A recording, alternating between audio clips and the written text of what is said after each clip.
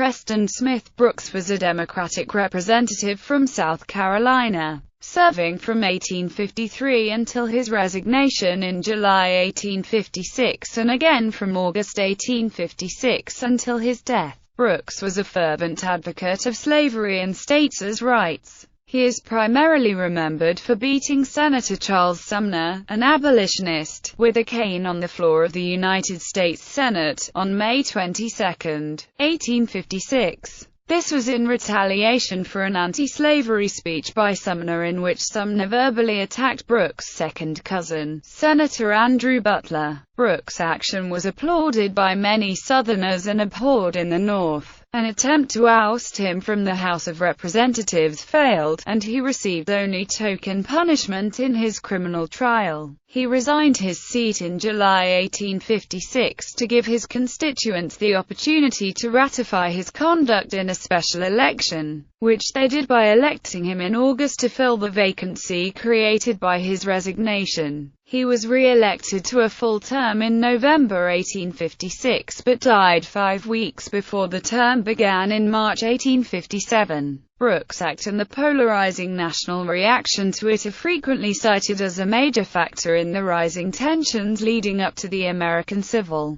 War. Early life. Born in Roseland, Edgefield County, South Carolina, he was the son of Whitfield and Mary Parsons Carroll Brooks. Brooks attended South Carolina College but was expelled just before graduation for threatening local police officers with firearms. In 1840, Brooks fought a duel with future Texas Senator Louis T. Wigfall and was shot in the hip, forcing him to use a walking cane for the rest of his life. He was admitted to the bar in 1845. Brooks served in the Mexican-American War with the Palmetto Regiment. Family. First marriage. Caroline Harper Means. Brooks was widowed upon her death. Children. Whitfield D. Brooks. Second marriage. Martha Caroline Means. Children. Caroline Harper Brooks, Rosa Brooks, Preston Brooks. Political career. He was a member of the South Carolina State House of Representatives in 1844. Brooks was elected to the 33rd United States Congress in 1853 as a Democrat.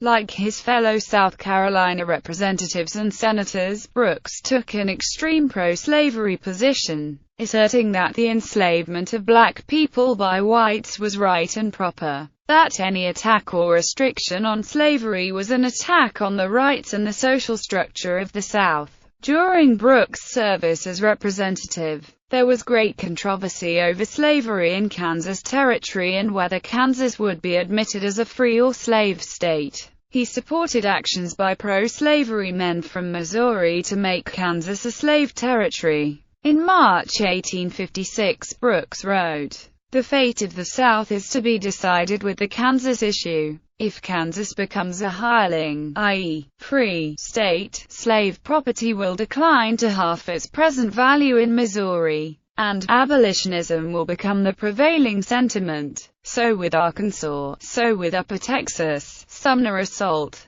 On May 20, 1856, Senator Sumner made a speech denouncing the crime against Kansas, and the Southern leaders whom he regarded as complicit, including Senator Butler. Sumner compared Butler with Don Quixote for embracing a prostitute as his mistress, saying Butler believes himself a chivalrous knight. Of course he has chosen a mistress to whom he has made his vows, and who, though ugly to others, is always lovely to him, though polluted in the sight of the world, is chaste in his sight. I mean the harlot slavery. Senator Stephen Douglas of Illinois, who was also a subject of criticism during the speech, suggested to a colleague while Sumner was orating that, "This damn fool, Sumner, is going to get himself shot by some other damn fool." Sumner's language was intentionally inflammatory. Southerners often claimed that abolition would lead to intermarriage and miscegenation, arguing that abolitionists opposed slavery because they wanted to have sex with and marry black women. Abolitionists reversed the argument by accusing Southerners of loving slavery so they could have slave mistresses at their disposal. As Hoffa says, it is also important to note the sexual imagery that recurred throughout the oration, which was neither accidental nor without precedent.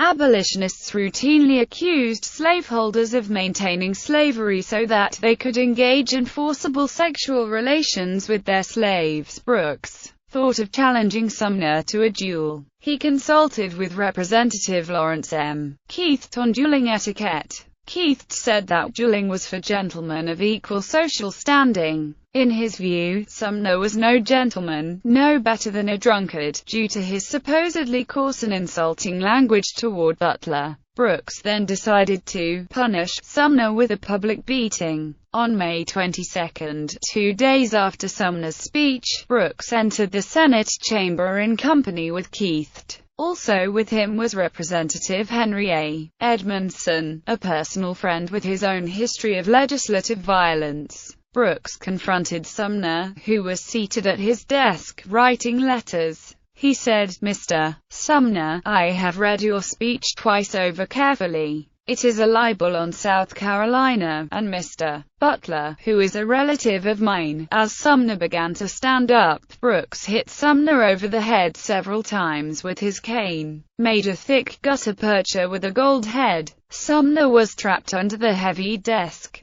but Brooks continued to strike Sumner until Sumner wrenched the desk from the floor in an attempt to escape. By this time, Sumner was blinded by his own blood. He staggered up the aisle and collapsed unconscious. Senator John Crittenden, a Representative Ambrose Murray, and others attempted to restrain Brooks before he killed Sumner, but were blocked by Keith, who brandished a pistol and shouted at the onlookers to leave Brooks and Sumner alone. Brooks continued beating Sumner until the cane broke, then quietly left the chamber with Keith and Edmondson. Sumner suffered head trauma that would cause him chronic pain and symptoms consistent with what would now be called traumatic brain injury and post-traumatic stress disorder, and spent 3 years convalescing before returning to his Senate seat. He suffered chronic pain and debilitation for the rest of his life. After the attack, the national reaction to Brooks' attack was sharply divided along regional lines. In Congress, members in both houses armed themselves when they ventured onto the floor. Brooks was widely cheered across the South, where his attack on Sumner was seen as a legitimate and socially justifiable act, upholding the honor of his family in the face of intolerable insults from a social inferior. South Carolinians sent Brooks dozens of new canes, with one bearing the phrase, "Good job."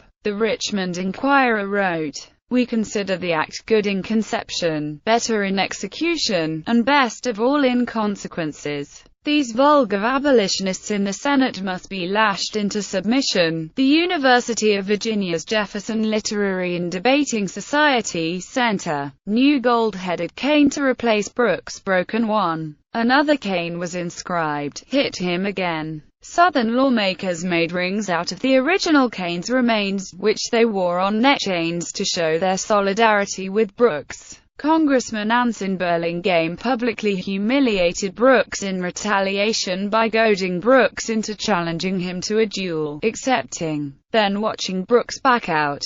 Brooks challenged Burlingame to duel, stating he would gladly face him in any Yankee muzzle of his choosing. Burlingame, a well-known marksman, eagerly accepted, choosing rifles as the weapons and the Navy Yards in the border town of Niagara Falls, Canada, as the location. Brooks, reportedly dismayed by both Burlingame's unexpectedly enthusiastic acceptance and his reputation as a crack shot, refused to show up, instead citing unspecified risks to his safety if he was to cross hostile country in order to reach Canada. In the House, a motion to expel Brooks failed, but Brooks resigned his seat anyway on July 15. Brooks claimed that he meant no disrespect to the Senate of the United States by attacking Sumner, and also that he had not intended to kill Sumner, or he would have used a different weapon. Brooks was tried in a District of Columbia court for the attack. He was convicted of assault and was fined $300, though he was not incarcerated. He was quickly returned to office in a special election on August 1, and elected to a new term of office in November of 1856. In contrast, Northerners, even moderates previously opposed to Sumner's extreme abolitionist invective, were universally shocked and disgusted by Brooks' violence. Anti-slavery men cited it as evidence that the South had lost interest in national debate and now relied on the bludgeon, the revolver, and the Bowie knife to display their feelings and silence their opponents. J.L. McGee's political cartoon famously expressed the general Northern sentiment that the South's vaunted chivalry had degenerated into argument versus clubs. Death. Brooks died unexpectedly from croup in January 1857, a few weeks before the March 4 start of the new congressional term. He was buried in Edgefield, South Carolina. The official telegram announcing his death stated, "He died a horrid death, and suffered intensely, despite terrible weather." Thousands went to the Capitol to attend his funeral. Only one speaker, a Representative John Houston Savage of Tennessee, openly referred to the attack on Sumner. Savage favorably equated the caning to the assassination of Julius Caesar by Brutus. Republicans left the House in protest. Senator Butler had Savage's comments removed from the published proceedings. Legacy. The city of Brooksville, Florida, and Brooks County, Georgia, are named in Brooks' honor.